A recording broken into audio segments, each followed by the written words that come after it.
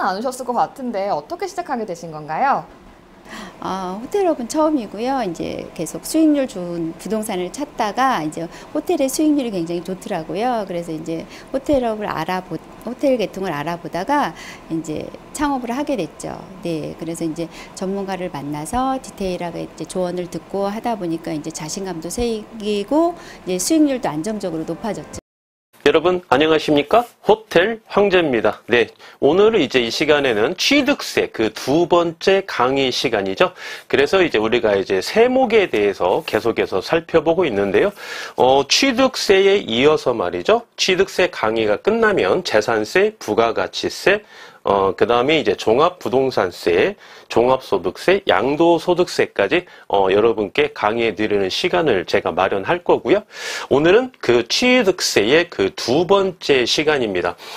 저번 시간에 이제 말씀드린 이제 강의 내용은 말이죠. 취득세의 정의, 과세 대상, 취득 시기, 과세 표준, 과표죠. 예, 이렇게 살펴봤고요. 이번 시간에는 말이죠. 세율과 납세 절차까지 여러분께 강의해 드리고요. 취득세 마지막 다음 주 시간에는 말이죠. 개인과 법인의 절세의 노하우를 제가 또 여러분께 아주 공개해 드리도록 하겠습니다. 네, 그 두 번째 시간 바로 취득세의 세율입니다. 세율. 우리가 이제 저번 시간에 말씀드린 것처럼 취득세는 열거주의죠. 법으로 딱 명시되어 있습니다. 어떠한 부동산이나 동산을 취득할 때만 취득세를 신고 납부한다 이렇게 말씀을 드렸는데요. 이번 시간에는 우리는 이제 부동산이지 않습니까? 특히 상가기 때문에 부동산을 취득했을 때 세율이 어떻게 적용되느냐 그 파트만 집중적으로 살펴보도록 하겠습니다. 그래서 이제 세율을 우리가 정할 때 이렇게 크게 5파트로 이렇게 정해 놓을 수 있는데요.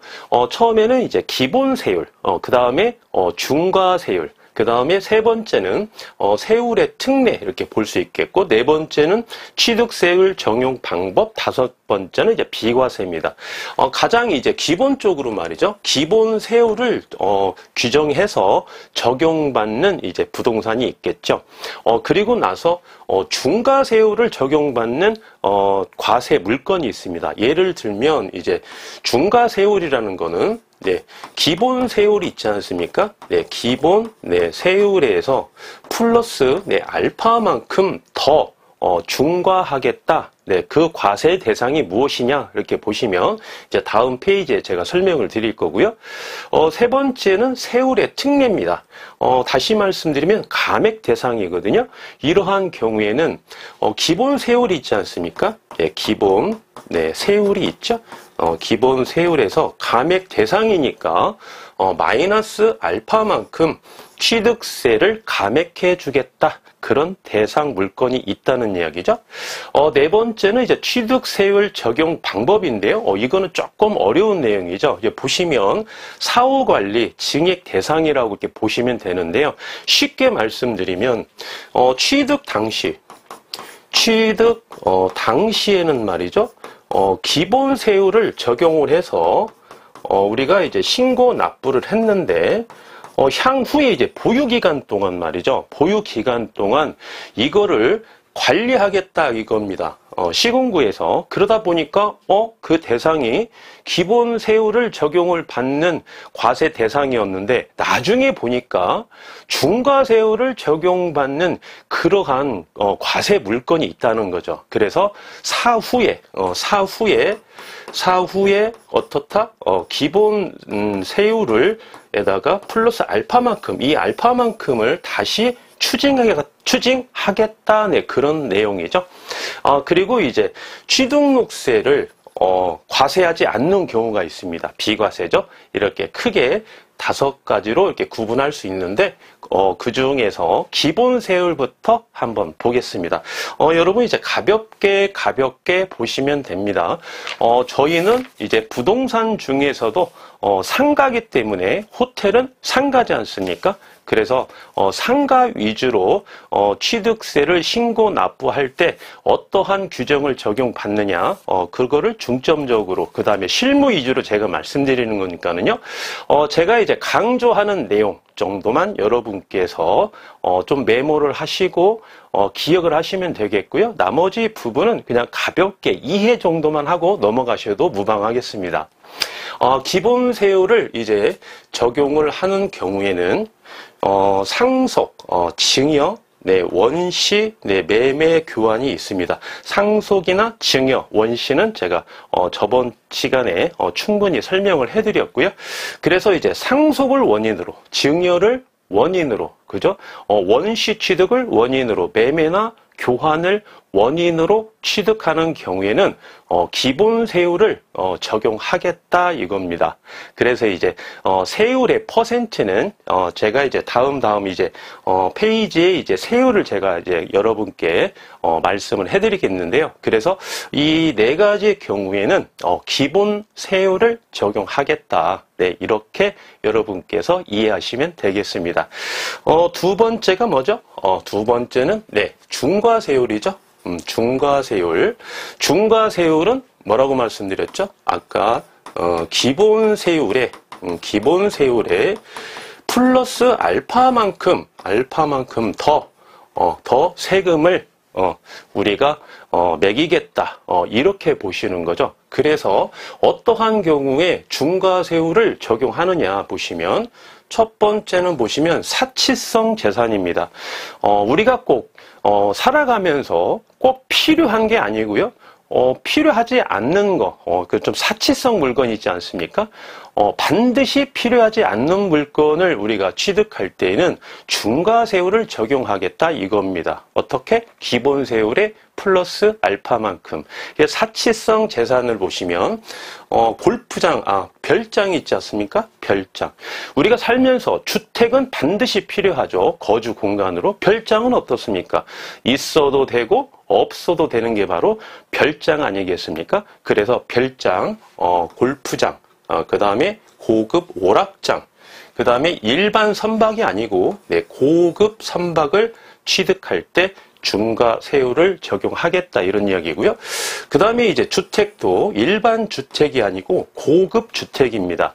예를 들면 단독주택인데요. 그 단독주택 안에 엘리베이터가 있습니다. 엘리베이터. 네, 그렇기 때문에 그거는 좀 사치성으로 본다는 거죠. 네, 그래서 이제 만약에 그 고급 주택의 소유자가 이제 장애인입니다. 장애인이면은 중과세율을 적용하지 않겠죠. 장애인에게는 엘리베이터가 필요할 수 있기 때문에. 그런데 비장애인이 고급 주택을 취득했을 때는 어떻다? 중과세율을 적용하겠다. 네, 이런 이야기입니다. 두 번째를 보시면 세 번째, 네 번째 보시면은 네, 계속해서 과밀 억제권 이야기가 나오는데요. 이거는 이제 제가 다음 시간에 개인과 법인의 절세 노하우를 말씀드리면서 설명을 좀 해드릴 건데요. 오늘은 이렇게만 보시면 되겠습니다. 과밀 억제권력은 어디에서 나오느냐? 이 용어가 어디에서 나오느냐 한번 보시면은 수도권 정비 계획법이라는 게 있죠. 우리가 네, 수도권 정비 네, 계획법이라는 공법상의 계획법이라는 공법상에 이렇게 내용이 있는데요. 이 법을 이 수도권은 어디를 이야기하죠, 여러분? 서울, 경기, 인천을 이야기하죠. 그래서 이제 부동산을 투자하고자 하시는 투자자는 말이죠. 주택이든 토지든 상가든 말이죠. 수도권에 있는 부동산을 취득하고자 하시는 투자자는 반드시 이 수도권 정비 계획법을 이해하지 못하면 투자자로서의 어떤 자격이 없다고 그럴까요? 그래서 이제 전문가, 일반 전문가 있지 않습니까? 이런 분들은 저도 이제 미팅을 하고 상담을 해보면 거의 한 80% 이상은 수도권 정비 계획법, 이런 법을 좀 많이 이해하고 계시고 있더라고요. 그래서 수도권 정비 계획법에 보시면 이렇게 세 가지로 구분해 놓아 있습니다. 그 땅을 말이죠. 그래서 과밀 억제권력, 그 다음에 성장 관리 권역, 자연 보존 권역 이렇게 세 가지로 구분해 놓았는데 다음 시간에 구체적으로 제가 설명을 해드리고요. 이번 시간에는 가볍게만 한번 이렇게 보시면 되겠습니다. 과밀 억제 권역 안에 공장을 신설한다든지 증설을 했을 때에는 우리가 중과세율을 적용하겠다 이런 겁니다. 그리고 과밀 억제 권역 안에 법인의 본점이나 주사무소 등의 부동산을 취득하는 경우에는 중과세율을 적용하겠다. 이런 이야기고요. 마지막으로 보시면은 과밀 억제 권역 안에 부동산을 취득하는 경우, 과밀 억제 권역 안에 호텔을 취득하시게 되면 어떻다? 기본 세율에서 플러스 알파만큼 중과세율을 적용하겠다. 이런 이야기죠. 물론 예외도 있겠습니다. 다음 시간에 살펴보도록 하고요. 가볍게 이렇게 보시면 되겠습니다. 세 번째는 뭡니까? 세 번째는 세율의 특례죠. 특례. 다시 말씀드리면 감액 대상이죠. 그래서 기본 세율에서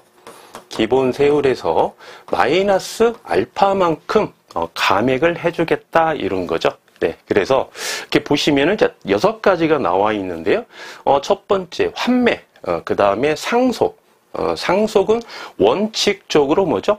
원칙적으로는 기본 세율을 적용하는데 예외적으로 요건이 충족되는 경우에, 예를 들면 1가구 1주택자가 상속을 받는 요건에 충족되는 경우는 이제 주택을 상속받지 않습니까? 그러면 요건이 충족되는 경우에는 감액을 해주겠다. 그런 내용입니다. 그리고 이제 법인의 합병, 공유물의 분할, 건축물의 이전, 그리고 이혼 시 재산을 분할하지 않습니까? 그 재산을 분할할 때에도 취등록세를 납부하실 때 일정한 요건이 충족되는 경우에는 감액 대상으로서 기본 세율보다 적게 우리가 세금을 내고 취득을 할 수 있겠습니다. 그리고 이제 보시면 네 번째죠. 취득세율 적용 방법. 사후 관리죠. 취득 당시에는 기본 세율을 신고 납부해서 취득을 했는데 사후에 이제 시군구에서 이렇게 내려다 보는 거죠. 내려다 보는데 이게 일정한 기간 안에 중과세율이 적용됐을 때에는 플러스 알파만큼 세금을 더 징수하겠다 그런 내용입니다. 그래서 취득을 하고 나서 말이죠. 부동산을. 그리고 나서도 좀 조심해야 될 그런 부동산이 있습니다. 나중에 추징을 당할 수 있기 때문에. 그래서 어떠한 경우가 그러느냐. 취득한 후에 5년이죠. 일정한 기간이 5년입니다. 5년 이내에 중과 대상이 된 경우에는 세금을 더 물리겠다. 이런 이야기고요. 건축물을 증축, 개축 또는 개수하여, 수리하여 중과 대상이 된 경우에도 중과세율을 적용하겠다 이런 겁니다. 건물을 증축, 개축이 뭡니까? 증축은 이런 거죠. 이제 호텔이 우리가 이제 호텔의 보유자가 1층, 2층, 3층, 4층짜리 호텔을 보유하고 있는데 현행법상 건폐율, 용적률을 적용해 보니까 2계층을 더 증축할 수 있다는 겁니다. 이렇게 2계층을. 그래서 이렇게 증축을 했죠. 5층, 6층을 이렇게 증축을 했어요. 증축을 했을 때 일정한 요건이 충족되는 경우에는 중과 대상이 된다. 이런 이야기고요. 개축은 뭡니까? 개축? 개축은 이제 건축법상에 나오는 이야기인데 우리가 이제 개축과 신축, 신축은 조금 구분해서 아셔야 되겠습니다. 개축은 뭐냐면 개축은 기존에 있는 땅에 말이죠. 이렇게 땅이 있죠. 토지가 이렇게 있습니다. 땅이 있는데 여기에 5층짜리 이제 만약 이제 건물을 지었어요. 5층짜리. 5층짜리를 지었는데 이거를 이제 멸실을 시키고요. 다시 기존의 건물과 동일한 건폐율과 용적률을 적용해서 신축 행위를 하는 경우에는 이제 개축이라고 하고요. 개축이라고 하고.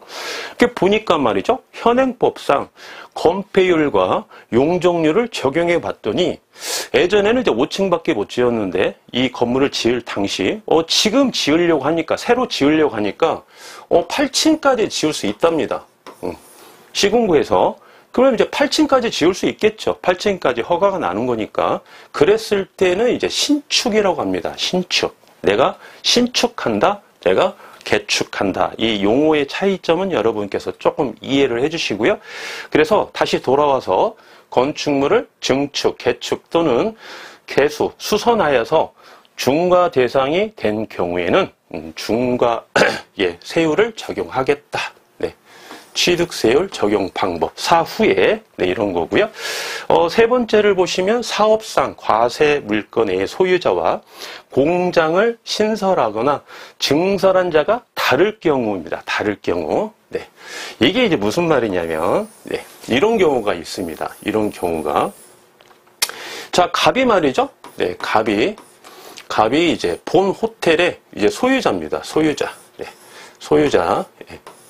그래서 이제 4층 건물을 이렇게 1층, 4층, 5층이라고 한번 해볼까요? 4층, 5층, 6층 건물을 이제 갑이 이제 소유자인데, 네. 호텔 황제의 유튜브를 본 거예요. 증축을 하게 되면 중과 대상이 된다. 그거를 배웠습니다. 배워가지고 증축을 하긴 했어요. 네, 증축을 하긴 했는데 2계층을 더 지었습니다. 여기에. 네. 7층, 8층, 2계층을 더 지었는데 내가 증축 행위를 하게 되면 어떻다? 사후에 중과 대상이 되기 때문에 이거를 을 명의로 이렇게 증축을 했습니다. 증축을. 소유자가 아니니까 중과 대상이 아니겠지라고 이제 판단을 하는 거죠.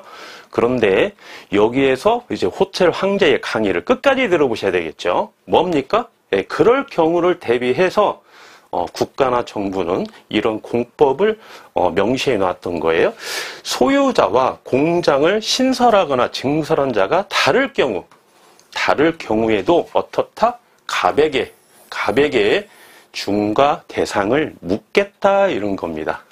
을 앞으로 증축 행위를 해도 갑은 중과 대상이 된다는 겁니다. 네, 그래서 아무 필요 없는 거죠. 본인이 증축을 하는 것과 똑같이 본다는 겁니다. 네, 그리고 둘 이상의 세율이 해당하는 경우, 네, 둘 이상의 세율이 해당하는 경우는 뭡니까? 네, 이런 경우에는 첫 번째 경우에는 기본 세율이 적용이 됐고요. 두 번째를 적용해 보니까 중과 대상도 돼요. 해보니까 이럴 경우에는 과연 기본 세율을 적용하느냐, 중과 세율을 적용하느냐. 제가 저번 시간에 말씀드렸죠. 공법은 어떻다?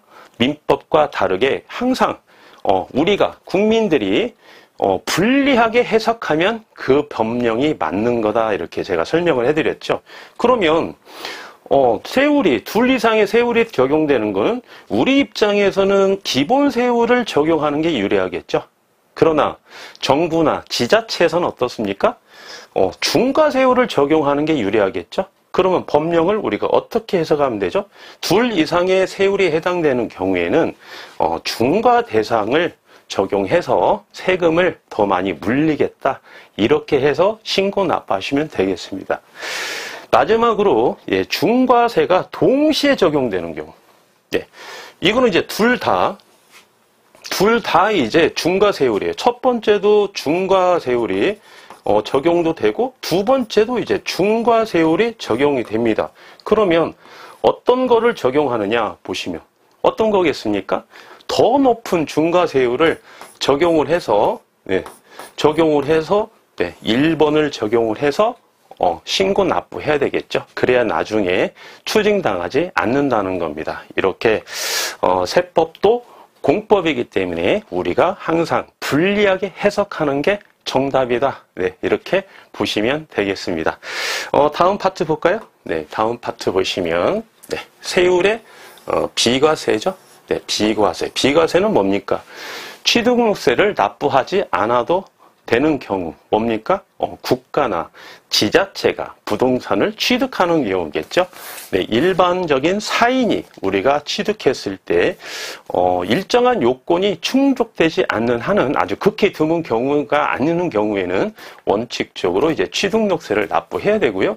국가나 지자체는 거의 부득이한 사정이 아닌 이상은 무조건 비과세다, 이렇게 보시면 되겠습니다. 그래서 국가, 지자체 조합 등이 부동산을 취득했을 때에는 비과세로 대상이 된다. 네, 이렇게 보시면 되겠죠. 네. 그래서 이제 세율을 드디어 한번 살펴보겠습니다. 세율이 왜 중요합니까? 세율은 취등록세는 어떻게 해서 이게 계산이 나오는 거죠? 저번 시간에 말씀드린 과세 표준, 네, 과세 표준에 지금 말씀드린 세율, 네, 세율을 곱해서 취등록세가 이렇게 계산이 되는 거죠.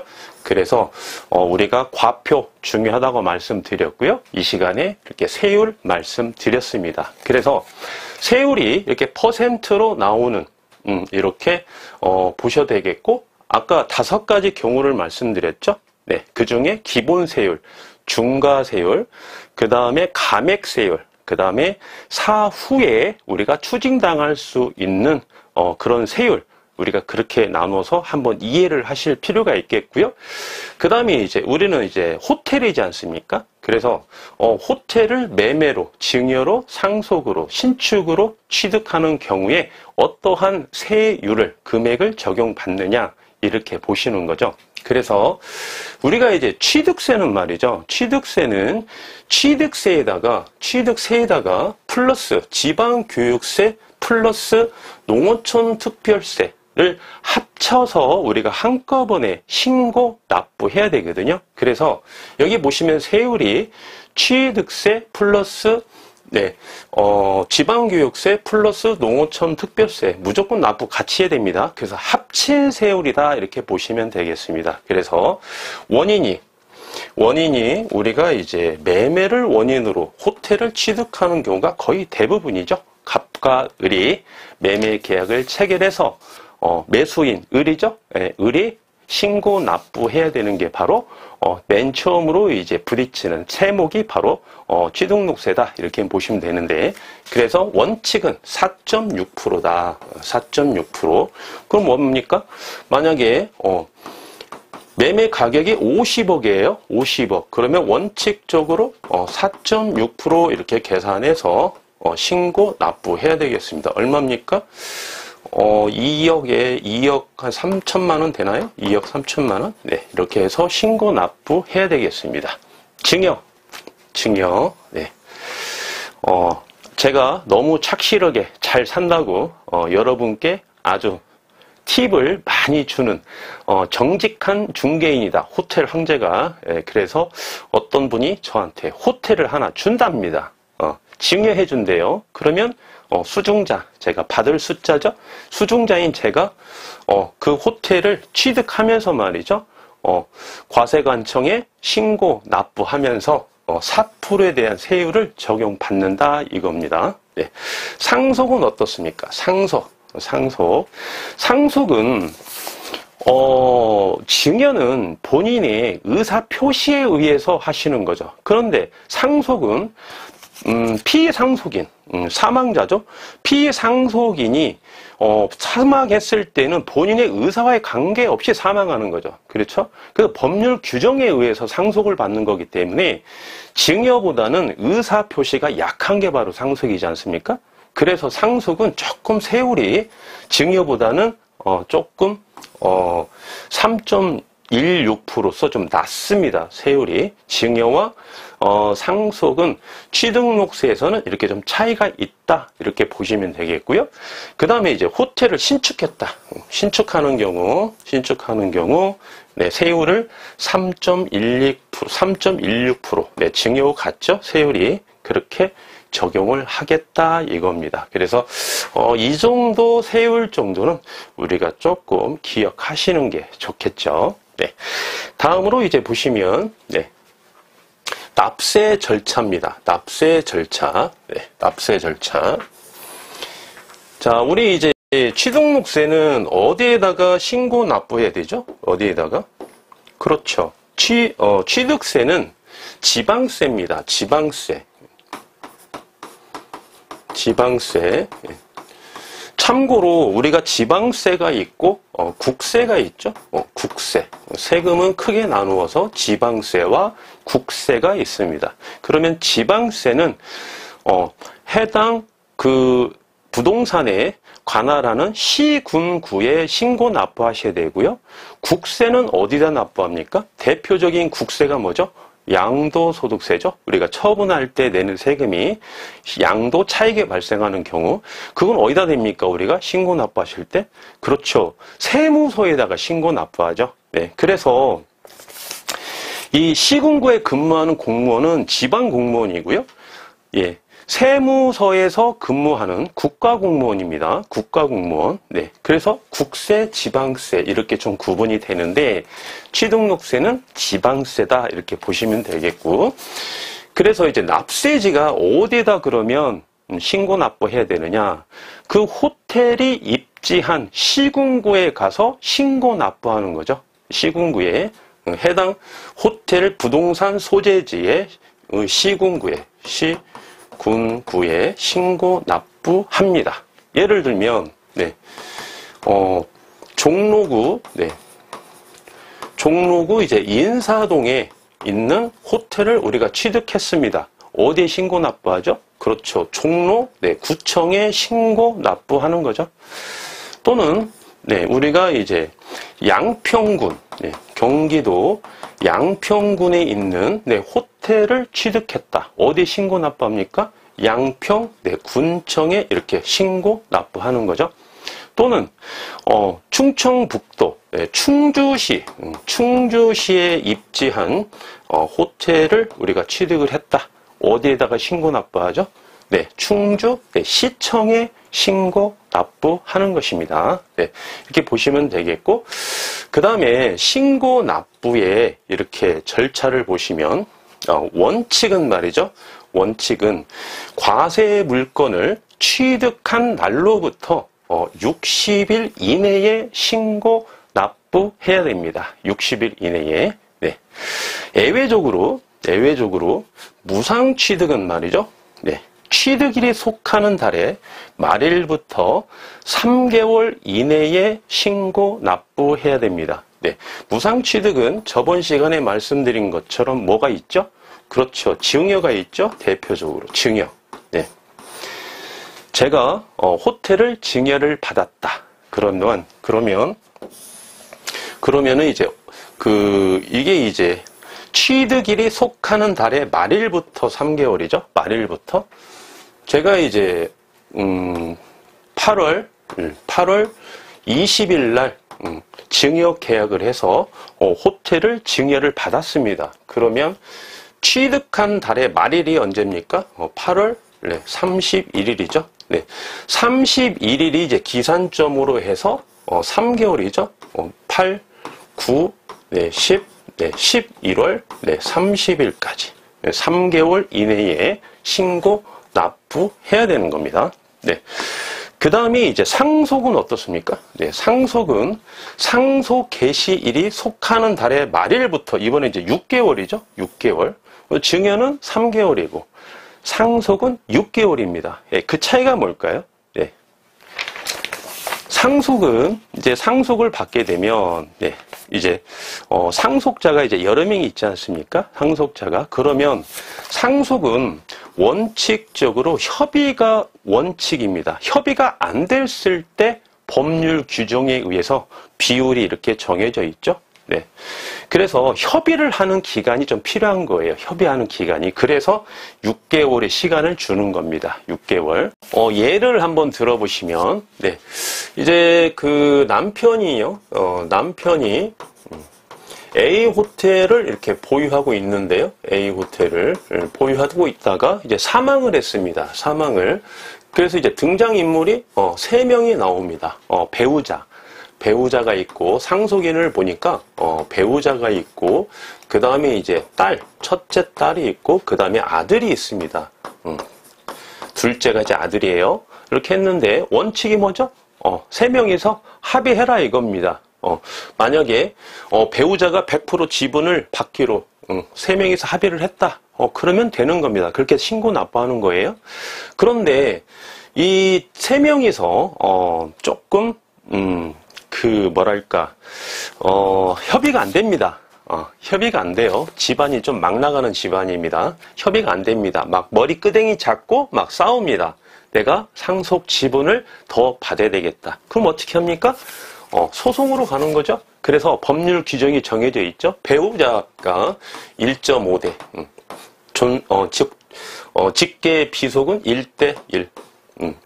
그래서 이제 1.5대 1대1 해서 이제 법으로 정한 규정에 의해서 이렇게 하는 거고요.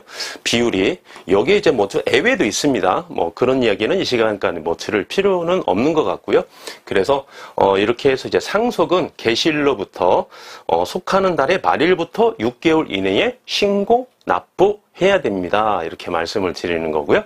자, 여기에서 오늘의 마지막 시간으로 여러분께 팁을 하나 드리고 마치도록 하겠습니다. 자, 제가 말씀드린 것처럼 철저하게 이론보다는 이제 실무 위주로, 그렇죠? 그리고 사례 위주로 이렇게 말씀드린다고 그랬는데요. 우리가 이제 호텔을 취득을 했을 때 어떻다고 그랬죠? 호텔을 취득하면은 취득한 날로부터 60일 이내에 신고 납부해야 된다고 그랬죠. 그래서 우리가 이제 호텔을 취득을 했을 때 매매 계약을 체결하죠. 계약일에. 그리고 이제 잔금일이 도래합니다. 그러면 그 잔금일 날 어떠한 절차가 있는지 그 내용에 대해서 한번 말씀드리도록 하겠습니다. 현재 이제 호텔을 취득하신 우리 소유자께서는 그 절차를 한번 겪어보신 거고요.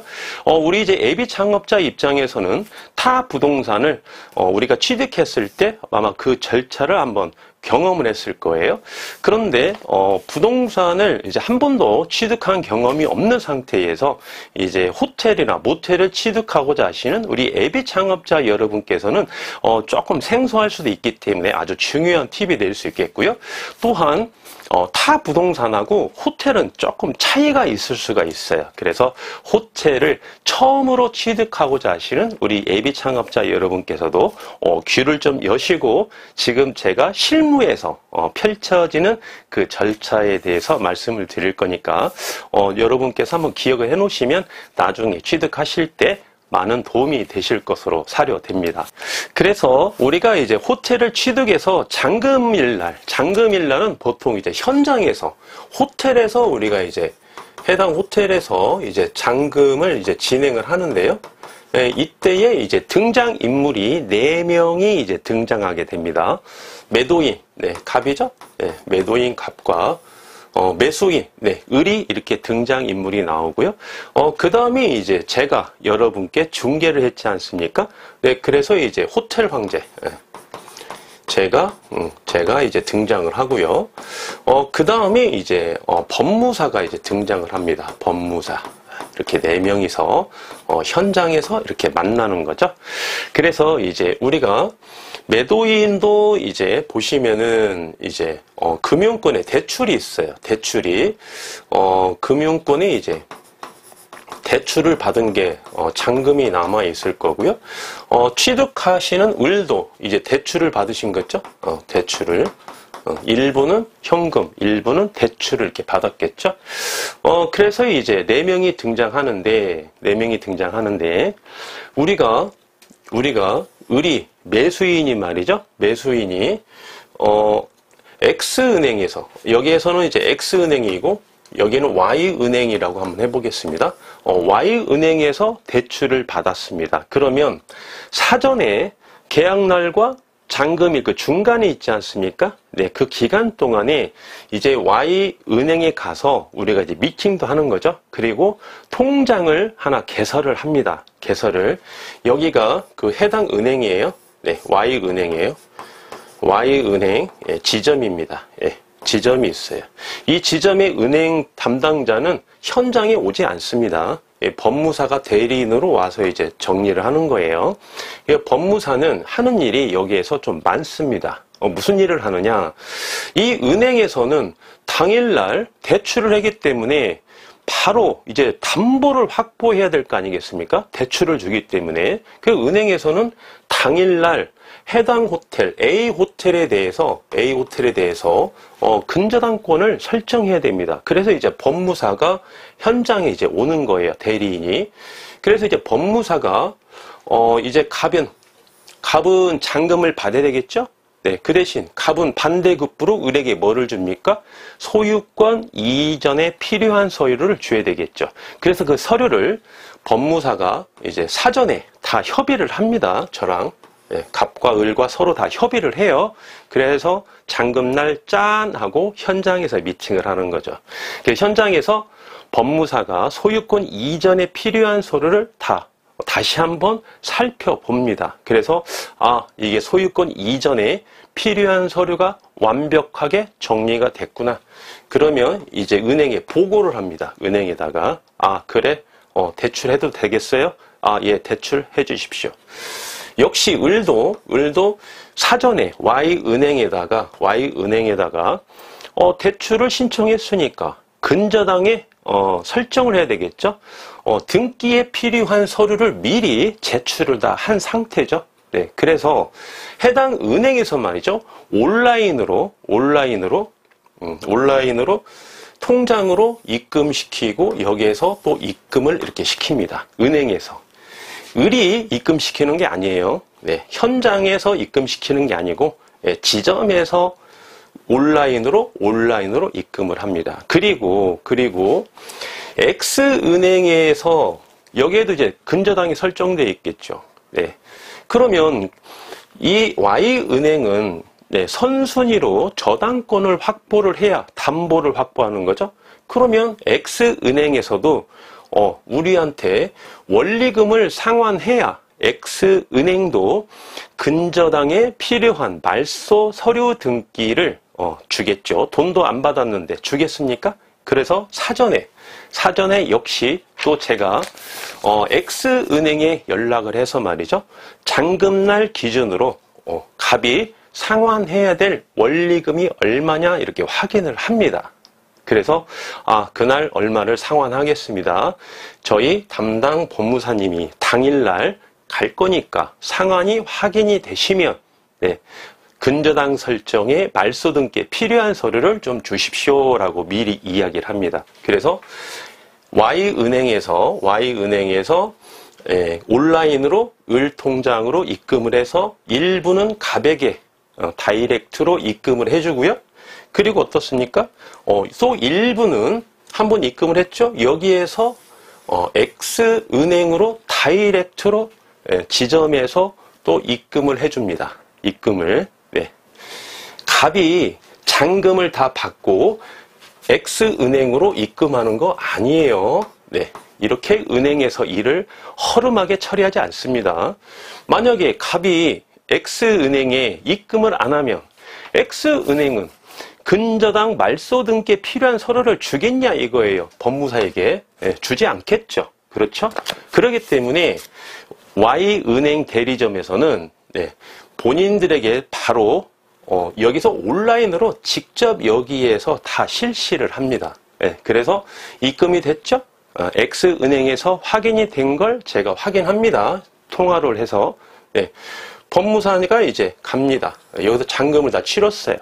잔금을 다 치르면 당일날 이제 A 호텔에 대해서 이제 제가 이제 공과금 정산을 해드립니다. 공과금 정산.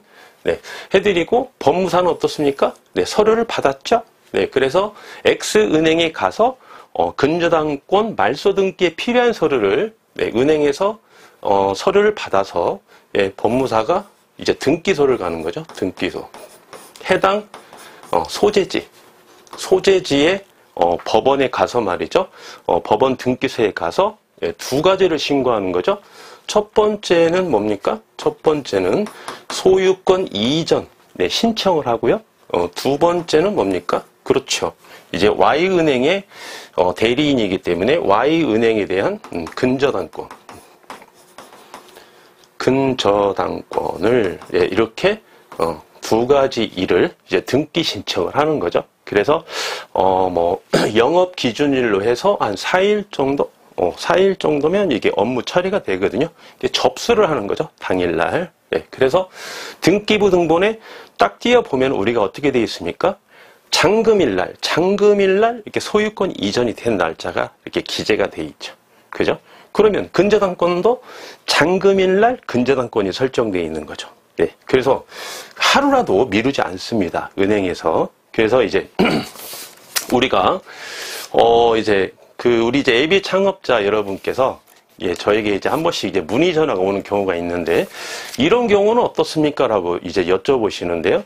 카드 결제 됩니까? 이렇게 카드 결제. 예.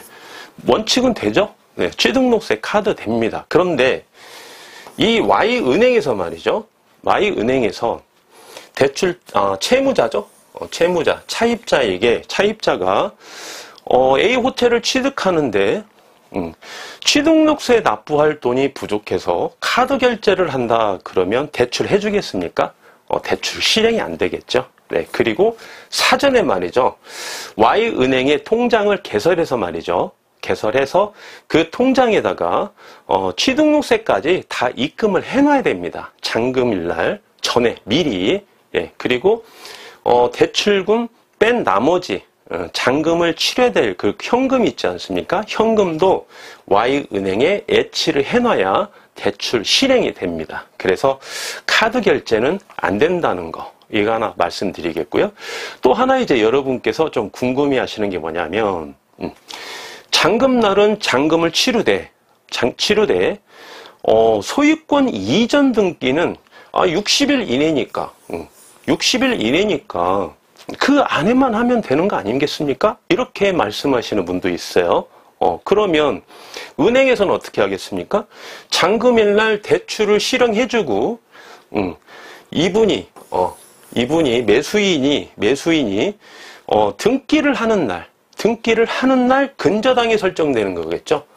은행이 그렇게 허술한 데가 아닙니다. 그래서 잔금일에 동시에 이게 다 이루어진다. 동시에. 그래서 현장에 만났을 때는 오전에 조금 일찍 만납니다. 그래야 업무를 빨리 보고 담당 법무사가 여기 은행도 가야죠. 그 다음에 이제 등기소도 가야 되기 때문에 잔금날은 이제 공휴일 날은 잔금일 치를 수가 없어요.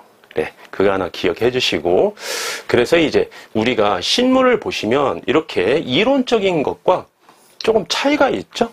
네, 과세 물건을 취득한 날로부터 60일 이내에 이렇게 되어 있는데, 그런 거하고 좀 차이가 있습니다. 그래서 우리 여러분께서 실무는 잔금날 이렇게 진행이 된다. 하나 좀 기억해 주시고요. 다음 시간에는 이제 취등록세의 마지막 강의 시간이죠. 개인과 법인의 차이점, 그 다음에 절세 노하우까지 살펴보는 시간을 갖도록 하겠습니다. 함께 시청해 주신 우리 애독자 여러분께 다시 한번 감사의 말씀 올리겠습니다. 고맙습니다.